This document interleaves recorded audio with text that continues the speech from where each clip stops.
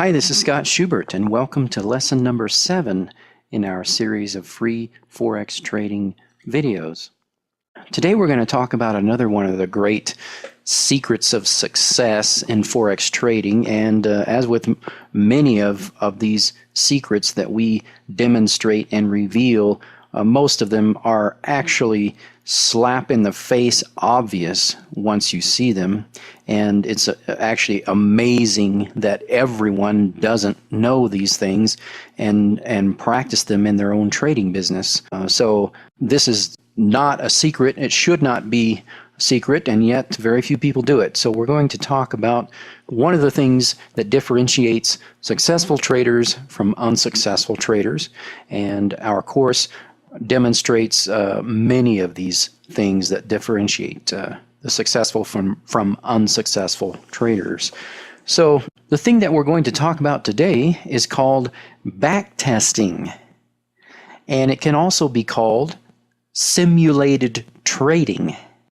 And what it involves is, consider this: if you're going to be in the business of Forex trading and you intend to be successful in that business, might it have occurred to you that one of the things that you might do to become a successful trader is to simulate trading your trading method on historical data? Rather than just waiting and trying to do it as you move forward in time, you could actually simulate trading it on historical data. Funny how so few people actually spend the time to do this. One reason why few people do this is because it's a little bit tedious and it involves some work. Now, if you've ever owned a fast food franchise, if you've ever owned a manufacturing business, if you have ever owned any kind of business, say if you own a roofing business or a plumbing business, or you own a hairstyling business, any kind of business, obviously you would be laughing at the people who say, oh, that's too much work, I don't want to have to do that. Here you are with the intention of launching a multi-million-dollar business.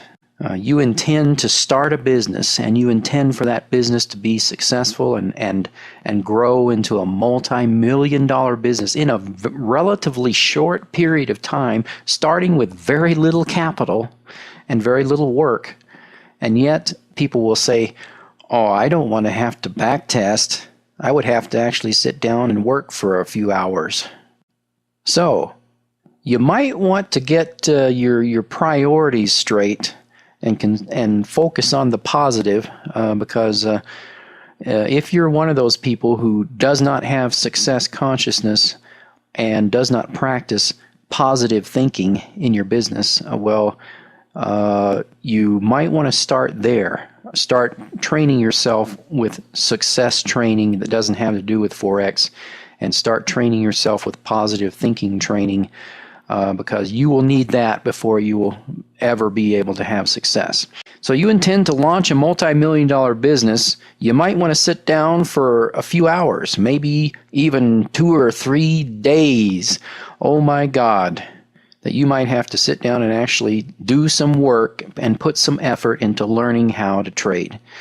So let's just talk about, how do you do this? I've had a lot of our students were amazed at this concept and were excited about trying it once they learned about how to do it. Backtesting. Well, how do you do that? Here's how you do it.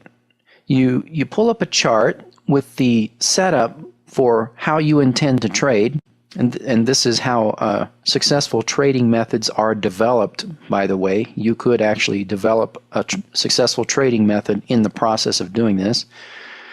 And then you scroll back to the beginning of that chart in time. Depending on how much data you have, and depending on what period of time you're looking at, it could be several days, months, or several years of data that you could scroll back to the beginning of that chart.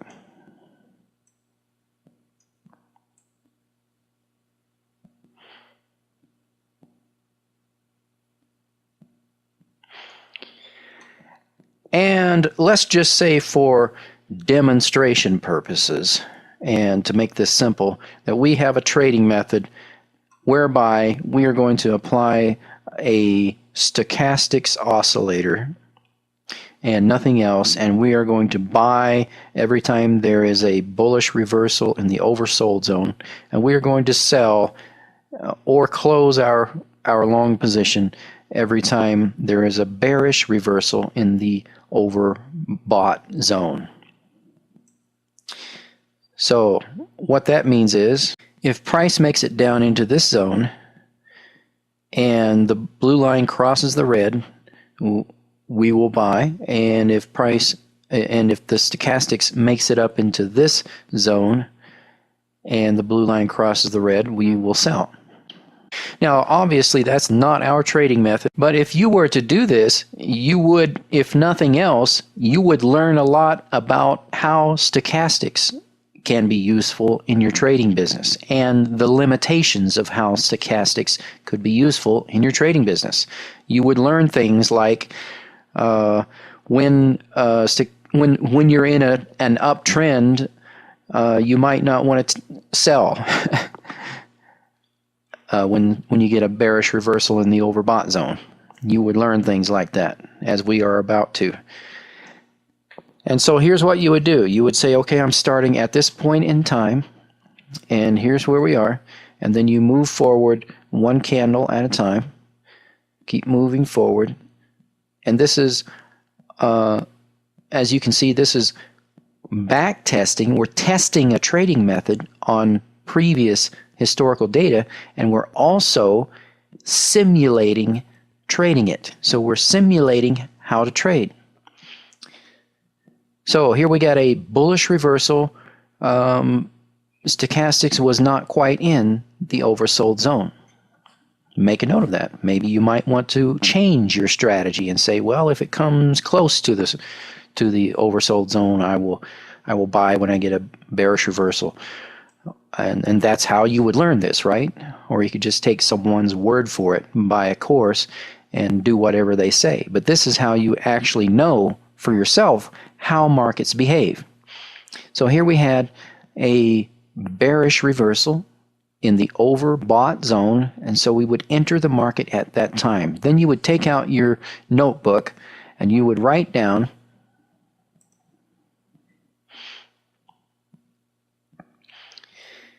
the price and the date and time, and the fact that you're entering the market and you're selling and going short. Then you would move forward, and here you got a bullish reversal. Is that your exit signal? I don't know. We're talking about testing a trading method or developing a trading method. That could be your exit signal. So you write down at that point the price, the date and time, and the number of pips profit or loss. And then you move forward. Keep moving forward. And then you learn something very valuable here about the concept of false signals. False signals is something you might need to know about, because as you move forward in time, you will experience this, right? So you might want to experience it now without risking any money on historical data. Here we had what's called a false signal, at least for this method. If this was a method, stochastics was in the overbought zone, the red line crossed the blue, and you would go short, and yet the market continued up. And then it crossed again. So maybe that was a false signal. You write that down, you write down the results of that, and then you go to the next one, and then you would go short again the second time you get the signal, and this time maybe it turns out to be a real signal. So you write down here date and time, the price, and the fact that you're going short. Move forward, and as you move forward, you're learning something. You're learning how stochastics behaves and whether or not this might be a profitable approach to trading, and you're learning how this indicator works. And depending on what trading method you are using, you might find all different kinds of results. You want to do this process It's tedious. It takes time. It is a job. It is a part of doing this business, obviously. Would you want to start a business and never do this? How will you know what to expect moving forward in time if you haven't looked to see what's going to happen if you did it in history?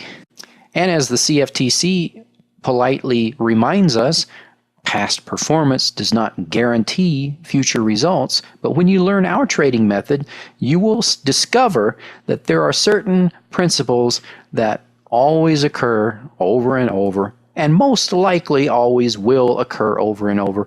Although the market is always doing new and different things, it is doing new and different variations of something within the context of certain patterns and certain things that occur over and over. So as you go through a process and you backtest a trading method and you document the results, you will learn how to trade that method. So if you start off with a method and you never do this, you will learn by trial and error moving forward in time what you could have learned by looking at this on historical data. Which would you rather do? Would you rather be prepared and know what to expect? And the funny thing is, many traders, as they are looking at the market, they see things happening and going, oh, this is so unusual, when it has done the same thing like one day earlier and has done that same thing continually throughout the history of the Forex market. Well, you would know that if you had ever looked at charts and gone through historical data and tested a trading method, right?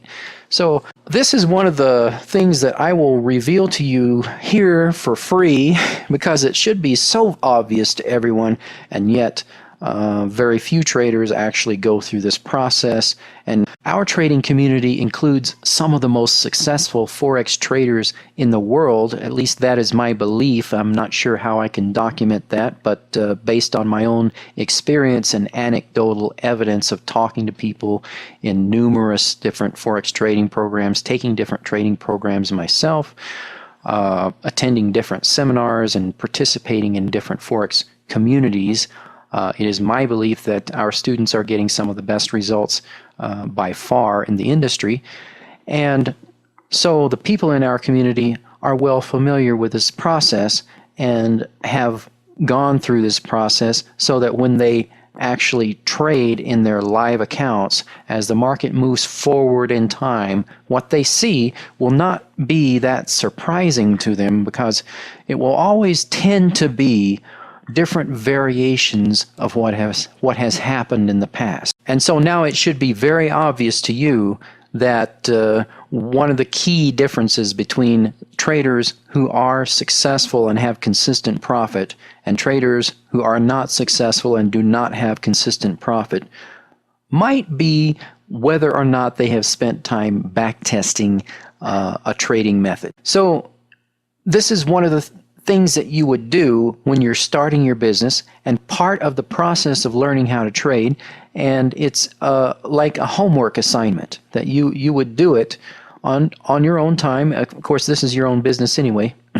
So you would set aside the time to do this as a part of the launching of your business, as a part of the development of your own skill as a trader.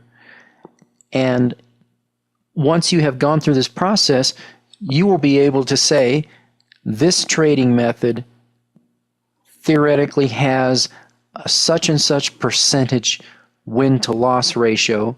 It has a such and such percentage risk to reward ratio.